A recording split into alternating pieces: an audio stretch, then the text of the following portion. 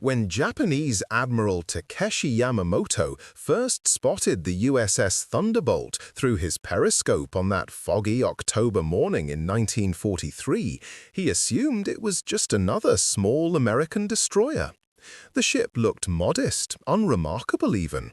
But when his intelligence officers informed him that this seemingly ordinary vessel housed over 4,200 crew members, Yamamoto's face went pale.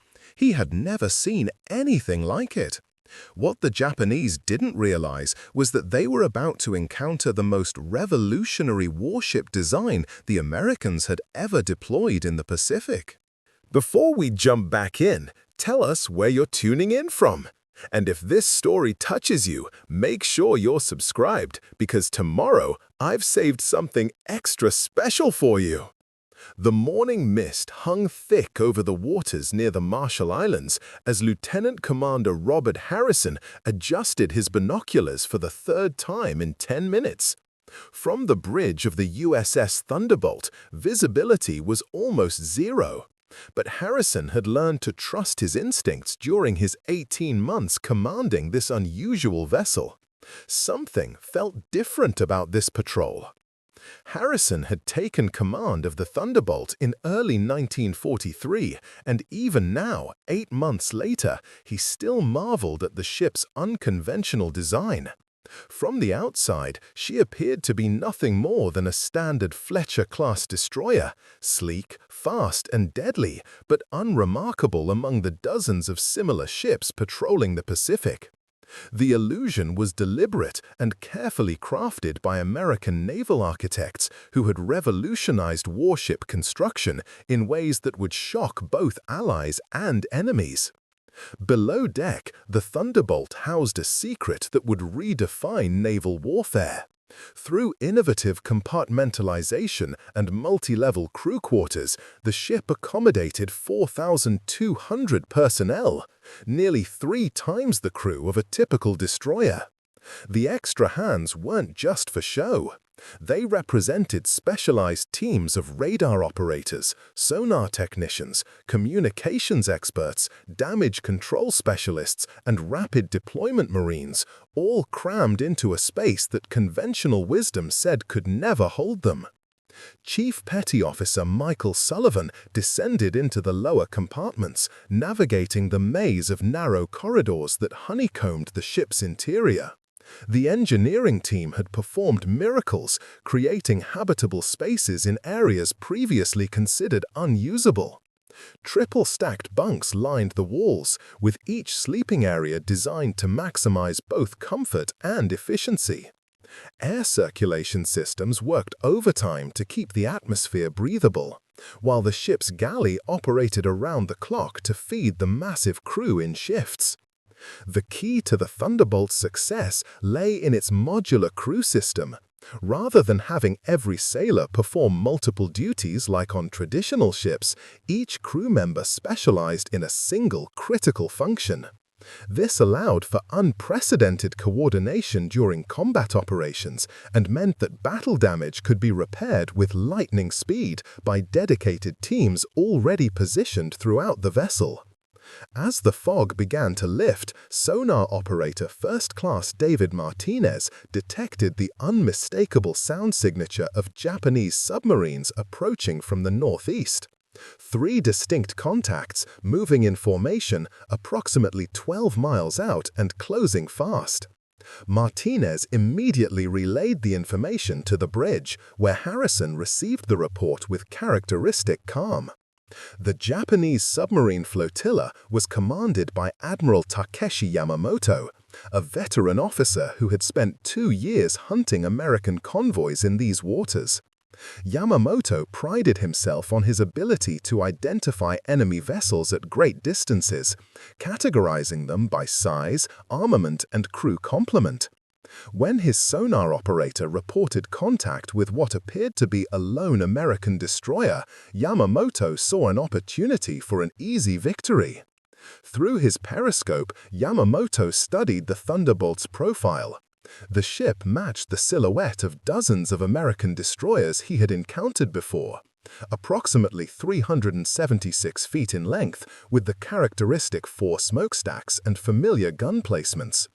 Intelligence reports suggested such vessels typically carried crews of 300 to 350 men. A single torpedo spread from his 3 submarines should be more than sufficient to send her to the bottom. What Yamamoto couldn't see was the frenetic activity taking place within the Thunderbolt's hull. As soon as the submarine contacts were confirmed, Harrison activated the ship's rapid response protocol. Within minutes, specialized teams throughout the vessel sprang into coordinated action. The anti-submarine warfare team, consisting of 60 sonar operators and torpedo specialists, began plotting firing solutions. The damage control teams, numbering over 200 personnel, positioned themselves at critical points throughout the vessel. The communications team established contact with nearby American forces, while the Marine contingent prepared for potential boarding actions. The first torpedo struck the Thunderbolt's starboard side at 0847 hours, creating a massive explosion that would have crippled any conventional destroyer. Yamamoto watched through his periscope, expecting to see the familiar sight of a mortally wounded ship listing heavily and preparing to sink. Instead, he witnessed something that defied his understanding of naval architecture. Within seconds of the impact, damage control teams sealed the breached compartments using a revolutionary bulkhead system. Emergency pumps, operated by dedicated crews, immediately began removing water from the damaged sections. The ship barely slowed, maintaining its course and speed as if the torpedo strike had been nothing more than a minor inconvenience. Yamamoto ordered a second torpedo spread, targeting the ship's port side.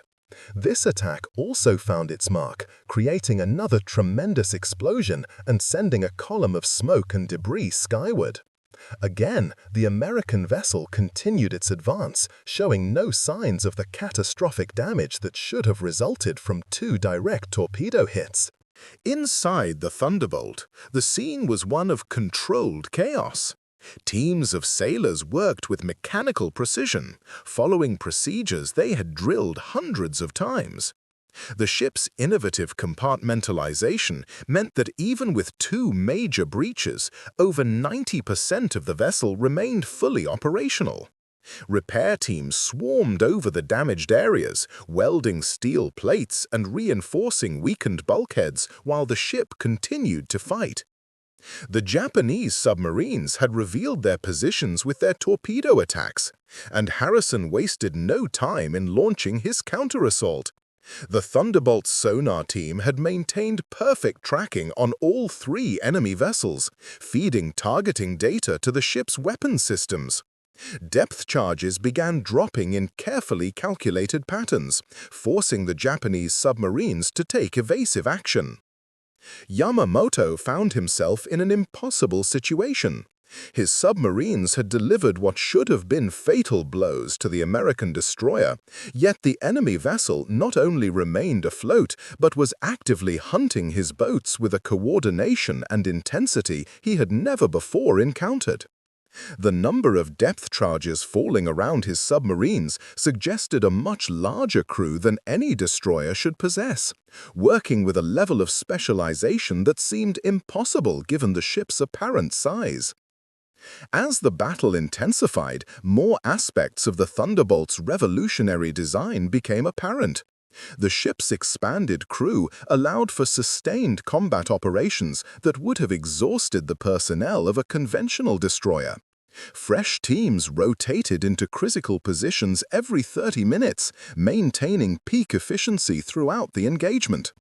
The communications section, staffed by 40 operators instead of the usual 6, maintained constant contact with American aircraft and surface vessels in the area, coordinating a comprehensive anti-submarine effort.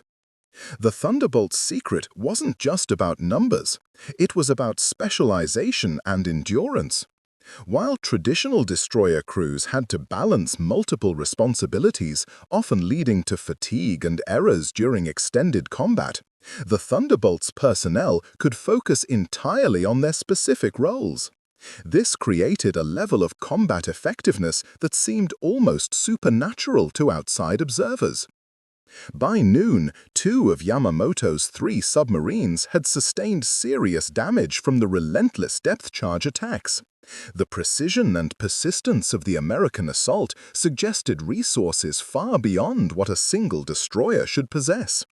As his battered flotilla attempted to withdraw, Yamamoto couldn't shake the feeling that he had encountered something entirely new in naval warfare. A ship that challenged every assumption about destroyer capabilities and crew limitations. Admiral Yamamoto's retreat didn't go unnoticed by Imperial Japanese Navy headquarters. Within hours of the engagement, coded messages flooded the airwaves between submarine command and fleet intelligence. Captain Hiroshi Tanaka, head of Pacific Naval Intelligence, found himself staring at reports that challenged everything the Japanese Navy thought they knew about American destroyer capabilities. Preparing and narrating this story took us a lot of time, so if you are enjoying it, subscribe to our channel. It means a lot to us. Now, back to the story.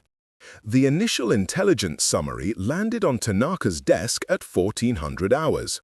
3 experienced submarine commanders, all veterans of successful patrols, reported encountering a single American destroyer that had withstood multiple torpedo strikes and conducted anti-submarine operations with the precision of an entire task force. The depth charge patterns alone suggested at least 40 dedicated sonar operators working in perfect coordination, an impossibility for any destroyer in the Japanese naval database. Tanaka immediately dispatched reconnaissance aircraft to photograph the mysterious vessel. The twin-engine Kawanishi flying boats approached the area under cover of darkness, their cameras equipped with the latest telephoto lenses. What they captured would puzzle Japanese analysts for months to come. The photographs showed a ship that appeared entirely conventional from above. The Thunderbolt superstructure matched standard American destroyer blueprints down to the smallest detail. Gun placements, radar arrays, and even the arrangement of lifeboats coincided exactly to Fletcher-class specifications.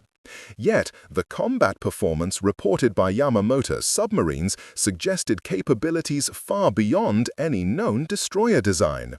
Lieutenant Commander James Mitchell stood in the Thunderbolt's communications center monitoring Japanese radio traffic through the ship's expanded intelligence-gathering apparatus. Unlike conventional destroyers that carried 2 or 3 radio operators, the Thunderbolt housed a complete signals intelligence team of 35 specialists. They worked in shifts around the clock, intercepting and decoding enemy transmissions while maintaining secure communications with American naval forces across the Pacific. The intercepted Japanese messages revealed growing confusion within enemy ranks. Admiral Yamamoto had filed detailed reports describing the encounter, but his superiors at Fleet Headquarters dismissed many of his observations as combat stress or equipment malfunction.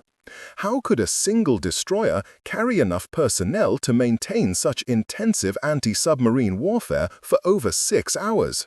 The math simply didn't work according to established naval doctrine. Chief Intelligence Officer Sarah Reynolds descended into the Thunderbolt's cryptography section, a compartment that officially didn't exist on any destroyer schematic. Housed deep within the ship's modified hull, 24 codebreakers worked continuously on captured Japanese communications. Their efforts had already provided crucial intelligence about enemy submarine patrol routes and supply schedules, information that proved invaluable to American convoy operations.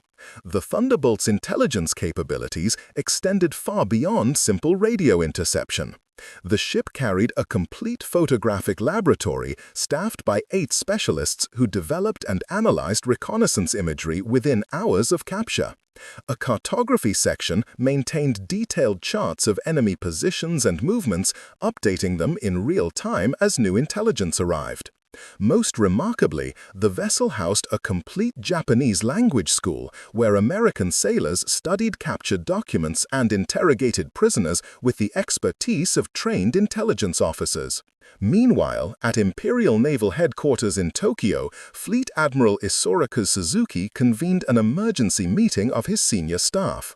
The reports from the Marshall Islands engagement had reached the highest levels of command, creating concern about potential American technological breakthroughs.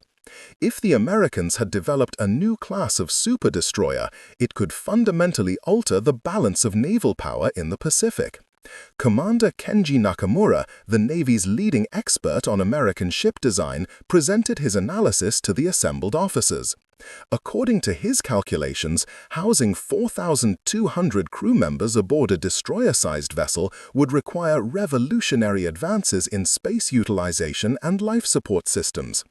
The Americans would need to completely redesign internal compartmentalization, create new ventilation systems, and develop compact versions of every shipboard system from galley equipment to ammunition storage. What Nakamura didn't realize was that American naval architects had spent 3 years developing exactly those innovations. The Thunderbolt represented the culmination of a top-secret program that had reorganized every aspect of destroyer design. Traditional crew quarters had been replaced with modular sleeping systems that could accommodate 3 times as many personnel in the same space. The galley operated on a revolutionary continuous service model, preparing meals around the clock for different shifts rather than serving the entire crew simultaneously. The ship's engineering spaces showcased similar innovations. Instead of a single large engine room staffed by a dozen personnel, the Thunderbolt featured 6 smaller engineering compartments, each manned by specialized teams. This distributed approach meant that battle damage to one section wouldn't compromise the ship's mobility, while the expanded workforce could maintain higher operational tempo during extended combat operations. Back aboard the Thunderbolt, Lieutenant Commander Harrison received new orders from Pacific Fleet Headquarters. Intelligence suggested that Japanese forces were planning a major convoy operation through the Solomon Islands, carrying supplies to their beleaguered garrisons. The Thunderbolt would intercept this convoy, but not in the conventional manner of a single destroyer attack.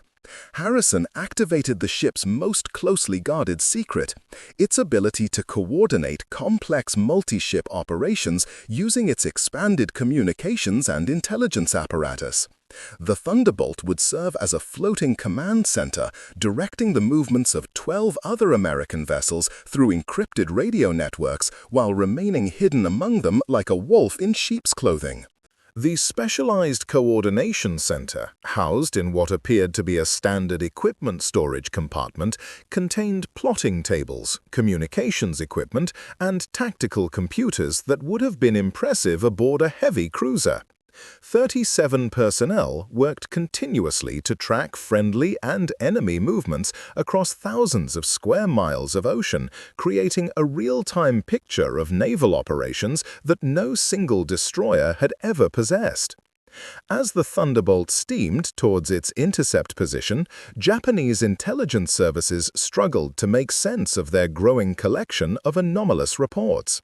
Submarine commanders throughout the Pacific were filing accounts of encounters with American destroyers that seemed to possess supernatural endurance and coordination abilities. Some reported depth charge attacks that continued for 12 hours without pause, impossible for any conventional destroyer crew. Others described American ships that seemed to anticipate submarine movements with uncanny accuracy. Captain Tanaka compiled these reports into a comprehensive analysis that would eventually reach Emperor Hirohito himself. The intelligence officer concluded that the Americans had either developed a revolutionary new class of warship or had discovered methods of cramming vastly expanded crews aboard existing vessels. Either possibility represented a significant threat to Japanese naval operations, potentially explaining recent American successes in convoy protection and anti-submarine warfare. The truth was simpler and more complex than Japanese intelligence realized. The Thunderbolt wasn't just a ship with more crew members, it was a completely reconceptualized approach to naval warfare. Every system, every compartment, and every procedure had been redesigned around the principle of specialized efficiency. While Japanese destroyers relied on versatile crews that could handle multiple tasks, the Thunderbolt employed dedicated specialists who excelled at single functions. This specialization extended to combat tactics as well.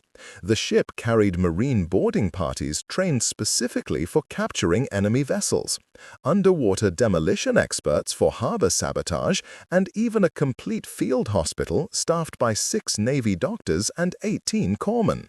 In essence, the Thunderbolt functioned as an entire naval task force compressed into the hull of a single destroyer. As evening approached, Harrison reviewed intelligence reports from his expanded crew. Japanese convoy movements confirmed earlier intercepts, with 14 cargo ships and 6 escorts scheduled to pass through the designated intercept zone at dawn. The Thunderbolt would coordinate the American response, but first they needed to deal with the 3 Japanese submarines still shadowing their movements. Admiral Yamamoto's battered flotilla had been reinforced with 2 additional submarines, and the Japanese commander was determined to solve the mystery of the American superdestroyer. His new orders were explicit: capture or destroy the vessel, but first determine exactly how many personnel it carried and what technologies enabled its extraordinary performance. Dawn broke over the Solomon Islands with deceptive tranquility. Commander Frank Patterson stood on the bridge of his conventional destroyer US Albany, studying the horizon through his binoculars. Patterson had no idea that his ship was now part of a coordinated 13-vessel operation controlled entirely by the mysterious USS Thunderbolt, which appeared as nothing more than another destroyer in the formation. The Japanese convoy consisted of 14 heavily loaded cargo ships carrying critical supplies to their isolated Pacific garrisons. Intelligence intercepts had revealed the cargo manifests, medical supplies, ammunition, replacement aircraft parts, and most crucially, fuel oil that would keep Japanese air operations functioning for another 3 months. Destroying this convoy would cripple enemy operations across 3 island chains. Aboard the Thunderbolt, the Tactical Coordination Center hummed with activity. Unlike anything seen before in naval warfare, this compartment functioned as the nerve center for a complex multi-ship attack. Lieutenant Sarah Chen, the operations tactical coordinator, monitored 12 different radio frequencies simultaneously, while her team of analysts processed real-time position reports from American submarines, aircraft, and surface vessels scattered across 50 square miles of ocean. The innovation wasn't just in numbers, it was in the speed and precision of coordination. Traditional fleet operations required flag signals or lengthy radio transmissions that enemy forces could intercept and decode. The Thunderbolt's expanded communications team had developed a revolutionary burst transmission system that could relay complex tactical orders to multiple ships in seconds using coded sequences that changed every 30 minutes. Captain Yuki Matsumoto commanded the Japanese convoy from the bridge of the heavy cruiser Yamashiro. A veteran of 17 successful convoy runs, Matsumoto had learned to read the subtle signs that indicate American naval forces in the area. This morning, however, his radar screens showed only scattered contacts that appeared to be routine patrol vessels. His intelligence briefings had mentioned no significant American naval concentrations in the region. What Matsumoto couldn't detect was the carefully orchestrated deception taking place around his convoy. The Thunderbolt's expanded crew included 43 electronic warfare specialists who operated sophisticated jamming equipment that masked the true size and composition of American forces. While Japanese radar operators saw individual ship contacts moving on routine patrols, they were actually observing elements of a coordinated attack formation closing in from multiple directions. The first phase of the operation began when submarine USS Barracuda, guided by targeting data from the Thunderbolt's intelligence center, launched a spread of 4 torpedoes at the convoy's lead cargo ship. The attack appeared to be a standard submarine assault, exactly what Japanese escort commanders expected in these waters. As alarm signals echoed across the convoy, escort destroyers immediately began anti-submarine procedures, dropping depth charges and launching search patterns. Meanwhile, the Thunderbolt activated its secondary mission profile. Deep within the ship's modified hull, a complete marine assault team of 180 personnel prepared for a boarding operation that would have been impossible for any conventional destroyer to attempt. These weren't ordinary sailors pressed into marine duty. They were specially trained assault troops equipped with specialized weapons and communications gear designed specifically for capturing enemy vessels intact. The Marine commander, Major Robert Hayes, had spent 8 months training his men for exactly this type of operation. His teams included demolitions experts, intelligence specialists, Japanese-speaking interrogators, and technical personnel capable of operating captured enemy equipment.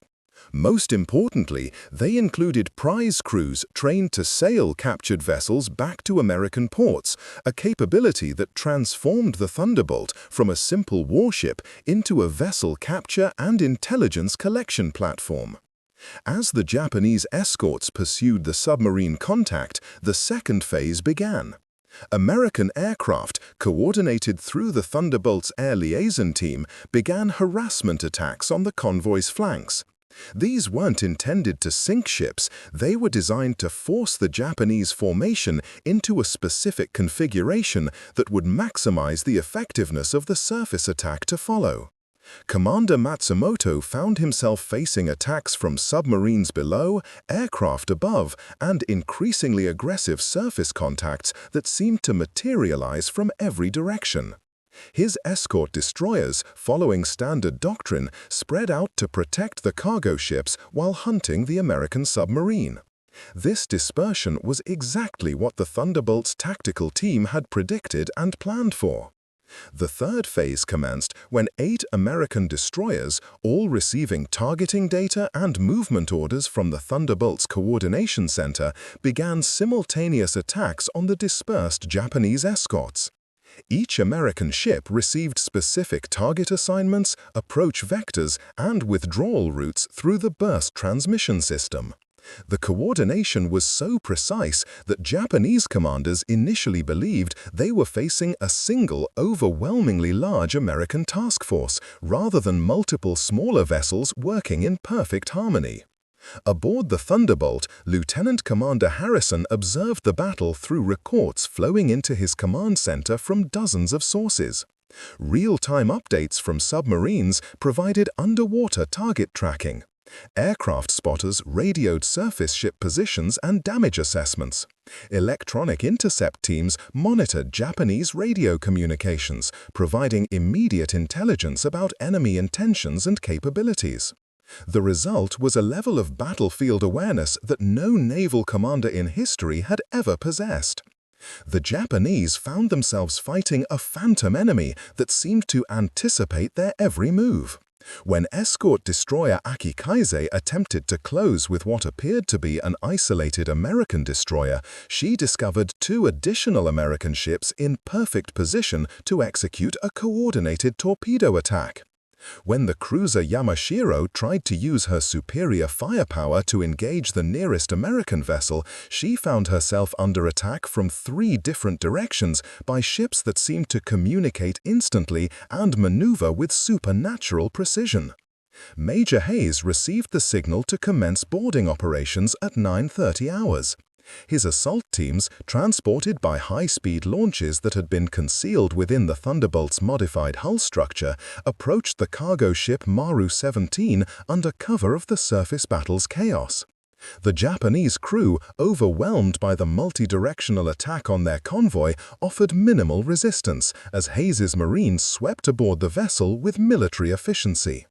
Within 15 minutes, the assault team had secured the cargo ship's bridge, engine room, and communication center. Technical specialists immediately began examining the vessel's cargo manifests while intelligence officers interrogated captured crew members. Most remarkably, a complete prize crew of 12 sailors, all cross-trained in Japanese ship operations, took control of the vessel and began steering it away from the battle zone towards American-controlled waters. The capture operations succeeded so quickly that Commander Matsumoto didn't even realize one of his cargo ships had been taken until the vessel failed to respond to flag signals 20 minutes later. By then, the Maru-17 was already 10 miles away from the convoy, flying American colors and transmitting position reports to approaching American escort vessels. As the battle intensified, the Thunderbolt's expanded damage control capabilities became evident. Japanese return fire had struck 3 American destroyers, causing casualties and equipment damage that would normally force withdrawal from combat. However, the Thunderbolt immediately dispatched specialist repair teams via high-speed launches to the damaged vessels. These teams, equipped with portable welding equipment and emergency replacement parts, began conducting battle damage repairs while the ships continued fighting. This capability shocked Japanese observers who watched American destroyers continue effective combat operations despite taking hits that should have forced their withdrawal. Unbeknownst to the enemy, the Thunderbolt carried complete spare parts inventories for every major system aboard Fletcher-class destroyers, along with the specialized personnel needed to install them under combat conditions. Commander Matsumoto found his convoy disintegrating under attacks that defied every principle of naval warfare he understood. American ships seemed to fight with endless endurance, coordinate with impossible precision, and recover from battle damage with supernatural speed. 3 cargo ships had been sunk, 1 had mysteriously vanished, and his escort destroyers were taking casualties at an unsustainable rate. As the morning sun climbed higher, the 4th phase of the American operation began. The Thunderbolt's intelligence team had identified the most valuable remaining cargo ship, one carrying advanced radar equipment destined for Japanese airbases. Another Marine boarding team prepared to capture this prize, while the ship's expanded medical facilities prepared to receive casualties from the ongoing battle. 3 weeks after the Solomon Islands engagement, a coded message arrived at the Imperial Palace in Tokyo. Emperor Hirohito himself requested a private briefing about the mysterious American destroyer that had decimated the convoy operation. What followed would become one of the most closely guarded secrets in Japanese military history. Admiral Keisuke Okada, the emperor's naval advisor, stood nervously in the imperial study as he prepared to deliver news that would fundamentally alter Japan's understanding of American naval capabilities. The reports from Commander Matsumoto had been verified by multiple sources, including aerial reconnaissance and survivor testimonies. The Americans had somehow created a destroyer that functioned as an entire fleet. Meanwhile, aboard the Thunderbolt, Lieutenant Commander Harrison was dealing with an entirely different kind of challenge. The ship's medical bay, expanded to accommodate casualties from multiple vessels, now housed 47 wounded sailors from the recent battle. What made this remarkable wasn't just the numbers, it was the fact that the Thunderbolt carried a complete surgical team, including 6 doctors, 2 anesthesiologists, and 23 trained medical personnel. Dr. Elizabeth Morgan, the ship's chief medical officer, performed her 3rd major surgery of the day in the Thunderbolt's fully equipped operating theater. Hidden deep within the vessel's modified interior, this medical facility rivaled anything found aboard hospital ships. The capability to provide immediate surgical care to battle casualties from an entire task force gave American operations unprecedented survivability. Wounded sailors who would normally be evacuated to distant hospitals could instead receive life-saving treatment within minutes of injury. The medical innovations extended beyond emergency surgery. The Thunderbolt housed a complete pharmaceutical laboratory where Navy chemists manufactured critical medications using equipment that officially didn't exist aboard any destroyer. Blood plasma storage facilities, maintained at precise temperatures by dedicated refrigeration systems, could supply transfusions for hundreds of casualties. Most remarkably, the ship carried its own X-ray equipment and pathology laboratory, enabling complete medical diagnosis without external support. In Tokyo, Emperor Hirohito studied reconnaissance photographs of the Thunderbolt alongside detailed analyses prepared by Japan's most experienced naval architects. The ship appeared absolutely conventional from every external angle, yet performance data suggested capabilities that challenged the fundamental principles of naval engineering. How could the Americans have revolutionized destroyer design so completely while maintaining perfect visual deception? Captain Tanaka presented his final intelligence assessment to the Emperor's War Council. According to his analysis, the Americans had achieved something unprecedented in naval history. They had created a modular warship that could function as a destroyer, cruiser, aircraft carrier, hospital ship, and command vessel simultaneously. The implications for Japanese strategy were catastrophic. The intelligence breakthrough came from an unexpected source. Chief Warrant Officer Tomoko Sasaki, a signals intelligence specialist working in the basement of Naval Headquarters, had been analyzing American radio traffic patterns for 6 months. She discovered that the mysterious destroyer transmitted on frequencies typically reserved for fleet flagships, using communication protocols that suggested coordination responsibilities far beyond any single ship's normal capabilities.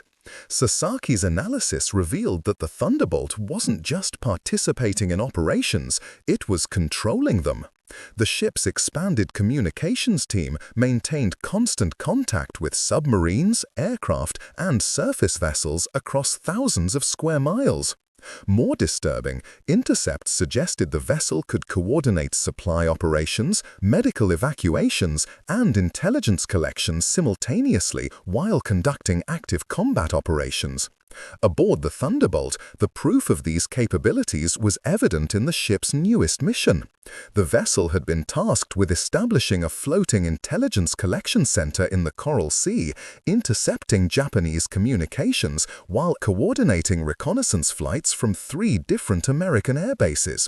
The 35 signals intelligence specialists worked around the clock, decoding enemy messages and tracking Japanese fleet movements in real time. The intelligence operations revealed another revolutionary aspect of the Thunderbolt's design. The ship carried a complete Japanese language training facility where American sailors studied captured documents and learned to operate enemy equipment. This capability had already proven invaluable. The captured cargo ship Maru 17 was now sailing under American control, its Japanese crew replaced by American sailors who could operate the vessel's systems as effectively as its original operators. In the Imperial Palace, Admiral Okada delivered his most startling revelation.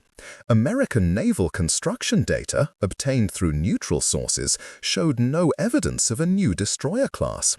The Thunderbolt appeared to be a standard Fletcher-class vessel identical to dozens of others in the American fleet. This suggested that the Americans had either developed modular retrofit systems that could transform existing ships, or they had been secretly constructing revolutionary vessels disguised as conventional destroyers. The truth was more complex than Japanese intelligence realized. The Thunderbolt represented the culmination of a 3-year American program to completely reconceptualize naval warfare. Rather than building larger ships with bigger guns, American engineers had focused on maximizing human potential through specialization and coordination. Every square foot of space had been optimized for specific functions, creating capabilities that exceeded those of much larger vessels. Chief Engineering Officer Thomas Rodriguez managed the most impressive aspect of the ship's design, its power generation and distribution systems. The Thunderbolt's engines didn't just propel the vessel, they powered an array of equipment that would have been impossible aboard a conventional destroyer. Radar systems, communication arrays, refrigeration units, medical equipment, and manufacturing facilities all required enormous amounts of electricity. Rodriguez's team had created a power grid sophisticated enough to support a small city. The engineering innovations extended to every system aboard the ship. Water production facilities could generate fresh water for 5,000 personnel daily. Waste management systems processed sewage and garbage with industrial efficiency. Air conditioning units, critical for equipment operation in tropical climates, maintained precise temperature and humidity throughout the vessel's expanded interior spaces. Emperor Hirohito's War Council reached a sobering conclusion. If the Americans could transform standard destroyers into multi-role superships, they potentially possessed hundreds of such vessels disguised throughout their fleet. Traditional Japanese naval strategy based on engaging American ships in conventional fleet actions would be catastrophically ineffective against enemies who could coordinate operations with supernatural precision and endurance. The Emperor authorized Japan's most secret naval project, Operation Yamato Damashi. This desperate plan called for capturing an American superdestroyer intact, studying its revolutionary design, and developing countermeasures before the technology could spread throughout the American fleet. Admiral Yamamoto, still haunted by his encounter with the Thunderbolt, was placed in command of this critical mission. Meanwhile, the Thunderbolt received orders for its most ambitious operation yet. Intelligence had identified a major Japanese naval construction facility on a remote Pacific island where enemy engineers were developing new submarine designs. The mission called for the ship to coordinate a combined assault involving submarines, aircraft, and marine landing forces, essentially functioning as the command center for an entire amphibious operation. Major Hayes's marine contingent had been reinforced with specialized personnel for this new mission. The ship now carried underwater demolition experts, intelligence collection teams, and technical specialists capable of capturing and analyzing Japanese naval technology. Most remarkably, the vessel housed a complete mobile laboratory where American scientists could immediately examine captured enemy equipment and documents. Dr. Morgan's medical team prepared for casualties on an unprecedented scale. The upcoming operation would involve over 800 American personnel across multiple services, all of whom might require medical support from the Thunderbolt's facilities. Additional surgical equipment had been installed, blood plasma reserves expanded, and evacuation procedures developed for wounded personnel from submarines and aircraft as well as surface vessels. As the Thunderbolt steamed towards its target, Japanese cryptographers worked frantically to decode American communications that seemed to emanate from multiple sources simultaneously. They had no way of knowing that a single destroyer was coordinating an operation involving 12 submarines, 47 aircraft, and 180 marine assault troops, capabilities that should have required an entire fleet to achieve. The volcanic island of Kurakami-jima emerged from the pre-dawn darkness like a sleeping giant. Hidden within its jungle-covered mountains lay Japan's most advanced submarine construction facility, where engineers worked around the clock developing revolutionary underwater vessels that could change the course of the Pacific War. What they didn't know was that the USS Thunderbolt had been tracking their progress for 3 months through intercepted communications and aerial reconnaissance. Captain Ichiro Kobayashi commanded the island's defenses from a reinforced bunker complex carved into solid rock. His garrison included 2,400 regular troops, 300 naval engineers, and 47 pilots flying the newest Japanese fighter aircraft. Coastal defense guns positioned in caves overlooking every possible landing beach could sink any invasion fleet before it reached shore. Kobayashi considered his fortress impregnable. 15 miles offshore, the Thunderbolt's mission specialists prepared for the most complex operation in naval history. The ship's war room, a compartment that had replaced 2 entire storage areas, buzzed with activity as coordinators managed simultaneous submarine, air, and surface operations. Lieutenant Colonel Patricia Wells, the ship's amphibious operations specialist, studied 3-dimensional maps created by the vessel's cartography section using intelligence gathered over 6 months of surveillance. The Thunderbolt's intelligence network had identified every defensive position on Kurakami-jima through a combination of photographic reconnaissance, signal intercepts, and human intelligence from captured Japanese personnel. The ship's interrogation specialists, fluent Japanese speakers with psychology training, had extracted detailed information about the facility's layout, guard rotations, and security procedures from prisoners taken during previous operations. At 0300 hours, the first phase commenced. 12 American submarines, all receiving targeting data from the Thunderbolt's sonar analysis team, began a coordinated attack on Japanese supply vessels attempting to reach the island. These weren't random submarine patrols, they were precision strikes guided by intelligence that pinpointed exactly where enemy ships would appear. The Thunderbolt sonar specialists had achieved something unprecedented in naval warfare. Using advanced hydrophone arrays and signal processing equipment, they could track underwater contacts at distances that exceeded anything previously possible. The ship's expanded crew included 15 acoustic analysts who worked exclusively on submarine detection, creating a real-time picture of underwater movements across hundreds of square miles. Captain Kobayashi received the first alarming reports at 03:30 hours. 3 supply ships had been torpedoed within minutes of each other, despite taking different routes to the island. The precision of the attacks suggested that American forces possessed detailed knowledge of Japanese shipping schedules, information that should have been impossible to obtain. What Kobayashi didn't realize was that the Thunderbolt had been intercepting and decoding his radio transmissions for weeks. The ship's cryptography section had broken the Japanese naval codes used for supply coordination, enabling American forces to predict enemy movements with supernatural accuracy. Every supply schedule, every route change, every defensive preparation had been monitored and analyzed by the vessel's intelligence teams. The second phase began with the most audacious element of the operation. The Thunderbolt launched 12 specially modified landing craft, each carrying 15 Marine assault troops, along with underwater demolition specialists and technical intelligence personnel. These weren't conventional beach assaults, they were surgical strikes designed to capture specific facilities intact while gathering critical intelligence about Japanese submarine technology.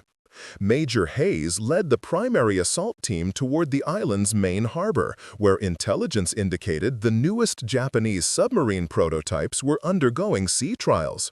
His Marines carried specialized equipment for capturing enemy vessels, including bilingual technical manuals and tools designed specifically for operating Japanese submarine systems. The goal wasn't destruction, it was acquisition of revolutionary enemy technology. Simultaneously, the Thunderbolt coordinated airstrikes from 3 different American bases, timing the attacks to provide maximum distraction while the Marine teams approached their objectives.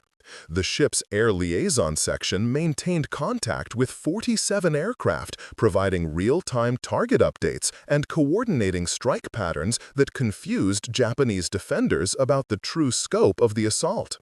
The aerial coordination revealed another revolutionary aspect of the Thunderbolt's capabilities. The ship carried a complete air traffic control center staffed by 12 specialists who could manage aircraft operations across vast areas of ocean. Fighter direction officers, normally found only aboard aircraft carriers, provided tactical guidance to American pilots while monitoring Japanese air defenses through intercepted radio communications. Captain Kobayashi found his defensive preparations crumbling under attacks that seemed to anticipate his every move. When he repositioned coastal guns to counter expected landing areas, American forces struck from entirely different directions. When he dispatched aircraft to attack suspected enemy positions, they found empty ocean, while real threats materialized elsewhere. The Americans seemed to possess perfect intelligence about Japanese defensive capabilities and intentions. The third phase commenced when marine demolition teams reached the underwater cable systems that connected Kurakami-jima to Japanese naval headquarters. Using specialized cutting equipment carried aboard the Thunderbolt, they severed these communications links while installing American monitoring devices that would intercept any remaining transmissions. The island's garrison found itself completely isolated from outside support.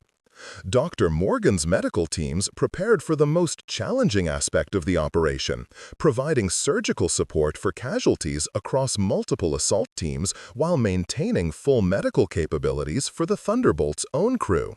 The ship's helicopter landing platform, disguised as standard deck equipment, enabled rapid medical evacuation from combat zones to the vessel's surgical facilities within minutes of injury. The helicopter operations represented another closely guarded secret. The Thunderbolt carried 3 specially modified aircraft hidden in compartments that appeared to be standard equipment storage areas. These helicopters, operated by pilots cross-trained in medical evacuation, reconnaissance, and cargo transport, provided capabilities that no destroyer should possess. Major Hayes's team successfully captured the submarine construction facility's main laboratory, discovering blueprints for advanced underwater vessels that surpassed anything in the American inventory. The technical intelligence specialists immediately began photographing documents and equipment while Marine guards secured the perimeter. Most remarkably, they captured 3 Japanese engineers whose knowledge of advanced submarine design would prove invaluable to American naval development programs. The captured intelligence revealed the true scope of Japanese technological advancement. The enemy had developed submarines capable of remaining submerged for unprecedented periods using revolutionary air purification systems and battery technologies. Torpedo guidance systems under development promised accuracy rates that could devastate American naval operations. Most disturbing, the Japanese were experimenting with submarine-launched aircraft that could strike targets hundreds of miles inland. As dawn broke over Kurakami-jima, the Thunderbolt's coordination center managed the extraction phase of the operation. Marine teams loaded with captured personnel and intelligence materials withdrew to designated pickup points where the ship's helicopters collected them under cover of continued airstrikes. The entire operation had lasted less than 4 hours, yet it yielded intelligence that would influence American naval strategy for the rest of the war. Captain Kobayashi watched helplessly as American forces vanished as suddenly as they had appeared. His fortress remained intact, but critical intelligence about Japan's most advanced submarine programs had been compromised. The precision and coordination of the assault suggested American capabilities that challenged every assumption about naval warfare. A single enemy destroyer had somehow coordinated an operation involving submarines, aircraft, helicopters, and assault troops with a level of sophistication that should have required an entire fleet command structure. The Thunderbolt's success at Kurakami-jima would remain classified for decades after the war, but its impact was immediate and profound. American submarine development programs, guided by captured Japanese technology, would produce underwater vessels that dominated the Pacific. The intelligence gathered about enemy defensive capabilities would enable future operations of unprecedented scope and effectiveness. Most importantly, the operation proved that revolutionary ship design could fundamentally alter the balance of naval power through superior coordination and specialization rather than simply bigger guns and thicker armor. 2 months after the Kurakami-jima operation, Admiral Yamamoto received the most extraordinary intelligence report of his career. Japanese cryptographers had finally broken one of the American naval codes, revealing a secret that would shake the foundation of everything he believed about naval warfare. The USS Thunderbolt wasn't unique. It was the prototype for an entire fleet of revolutionary vessels disguised as conventional destroyers. The decoded American communications revealed Project Neptune, a classified program that had been converting standard Fletcher-class destroyers into multi-role superships for over 18 months. According to intercepted messages, 12 vessels had already undergone the transformation, with 8 more scheduled for completion before the war's end. The implications were staggering. Nearly 24 American destroyers possessed capabilities equivalent to entire fleet formations. In Pearl Harbor, Admiral Chester Nimitz stood in the secure briefing room where Lieutenant Commander Harrison delivered his final report on the Thunderbolt's revolutionary capabilities. The ship had successfully completed 17 major operations, coordinated attacks involving over 200 vessels, captured 4 enemy ships intact, and gathered intelligence that had already altered American naval strategy across the Pacific theater. Harrison's presentation revealed the true scope of the Thunderbolt's achievements. The vessel's expanded crew had performed functions typically requiring separate specialized ships: hospital operations, intelligence collection, fleet coordination, amphibious assault support, submarine warfare, and technological research. In 18 months of operation, the ship had essentially functioned as a complete naval task force while maintaining the appearance of a single destroyer. The human cost of this innovation became apparent through Dr. Morgan's medical statistics. The Thunderbolt's medical facilities had treated over 800 casualties from various operations, performing 147 major surgeries and saving lives that would have been lost aboard conventional destroyers lacking surgical capabilities. The expanded crew's specialization had reduced operational fatalities by 60% compared to traditional destroyer operations. More remarkably, the ship's intelligence operations had influenced strategy far beyond its immediate missions. The vessel's signals intelligence teams had intercepted and decoded over 10,000 Japanese communications, providing crucial information about enemy fleet movements, supply operations, and technological developments. The captured documents and personnel from 17 different operations had created an intelligence database that guided American naval planning throughout the Pacific theater.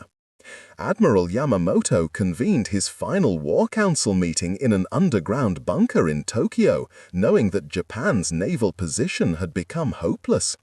The revelation of American superdestroyers explained months of inexplicable defeats and suggested that traditional Japanese naval doctrine was obsolete. Ships that appeared to be standard destroyers could coordinate attacks involving dozens of vessels, provide medical support for entire task forces, and gather intelligence with the sophistication of specialized command ships. The meeting's most shocking revelation came from Captain Tanaka's final intelligence assessment. According to captured American documents, Project Neptune represented only the first phase of revolutionary naval development. The Americans were already designing escort carriers, cruisers, and even battleships using similar principles of expanded crews and specialized functions. The future American Navy would consist of vessels that looked conventional but possessed capabilities that exceeded anything in Japanese planning. Yamamoto presented the emperor with Japan's final naval assessment. The war at sea was effectively over, not because American ships were larger or more powerful, but because they had fundamentally reimagined naval warfare itself. Instead of building bigger guns and thicker armor, the Americans had maximized human potential through specialization, coordination, and revolutionary space utilization. Japanese naval strategy, based on traditional concepts of ship design and fleet operations, could not compete with enemies who had essentially created floating cities disguised as warships. Meanwhile, aboard the Thunderbolt, Lieutenant Commander Harrison received orders for the ship's final wartime mission. The vessel would coordinate the largest amphibious assault in Pacific War history, the invasion of a major Japanese stronghold involving over 40,000 American personnel across 4 different services. The operation would demonstrate the ultimate evolution of the super-destroyer concept, with the Thunderbolt serving as the nerve center for an invasion force that spanned hundreds of miles of ocean. The mission planning revealed capabilities that even Harrison hadn't fully appreciated. The ship's expanded crew included weather forecasting specialists who could predict atmospheric conditions across vast oceanic areas. Logistics coordinators managed supply operations for dozens of vessels simultaneously. Intelligence analysts provided real-time updates on enemy positions and capabilities. Medical personnel prepared to treat casualties from an entire army's worth of combat operations. Chief Engineering Officer Rodriguez supervised the final modifications to the Thunderbolt's internal systems. Additional power generation equipment had been installed to support the unprecedented electronic warfare operations required for the invasion coordination. Communication systems had been upgraded to handle simultaneous contact with over 200 different units. The ship's computer facilities, primitive by later standards but revolutionary for 1944, processed tactical data at speeds that amazed even experienced naval officers. The invasion commenced at dawn on a calm Pacific morning, with the Thunderbolt functioning as the invisible conductor of a massive military orchestra. From her position 20 miles offshore, the ship coordinated submarine attacks on Japanese supply lines, directed airstrikes against coastal fortifications, managed landing craft movements across 12 different beaches, and maintained communication with advancing infantry units as they pushed inland. The operation's success demonstrated the full potential of the super-destroyer concept.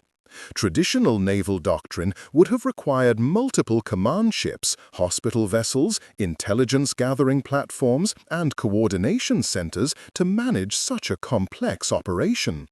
The Thunderbolt accomplished all these functions simultaneously while maintaining the appearance of a single destroyer providing routine fire support.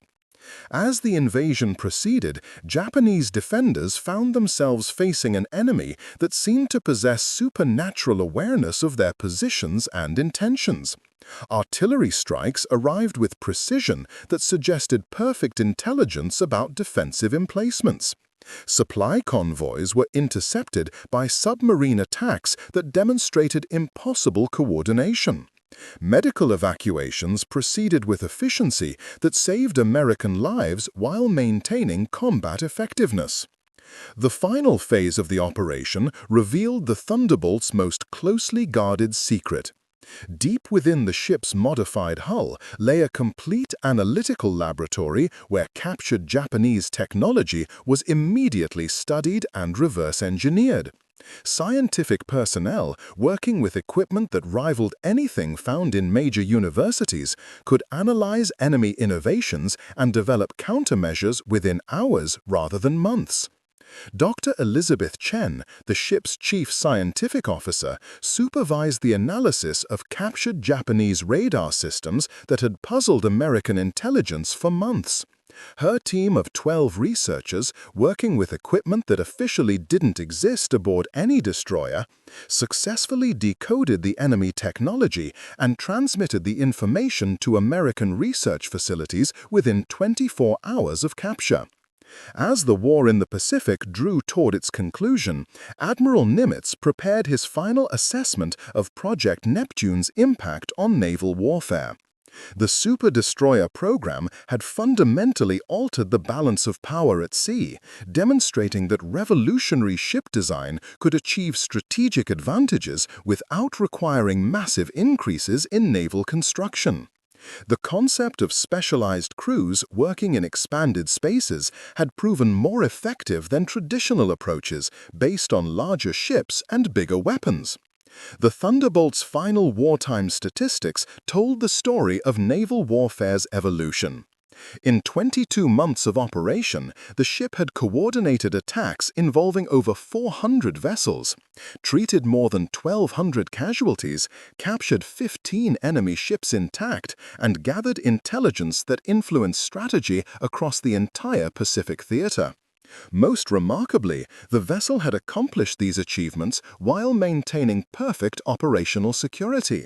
Japanese forces never confirmed the existence of American superdestroyers until after the war's end. Lieutenant Commander Harrison stood on the Thunderbolt's bridge as the ship steamed toward Pearl Harbor for the final time. The revolutionary vessel had proven that the future of naval warfare lay not in building bigger ships, but in reimagining how naval forces could be organized, coordinated, and employed. The age of battleships and massive fleet engagements was ending, replaced by an era of specialized vessels that could adapt to any mission through superior human organization and technological innovation. The Thunderbolt's legacy would influence naval design for decades after the war, proving that revolutionary thinking about crew utilization and ship design could achieve strategic advantages that traditional approaches could never match. The ship had demonstrated that the most powerful weapon in naval warfare wasn't bigger guns or thicker armor. It was the coordinated application of human intelligence and specialization within revolutionary organizational frameworks. Up next, you've got 2 more standout stories right on your screen. If this one hits the mark, you won't want to pass these up. Just click and check them out. And don't forget to subscribe and turn on the notification bell so you don't miss any upload from us.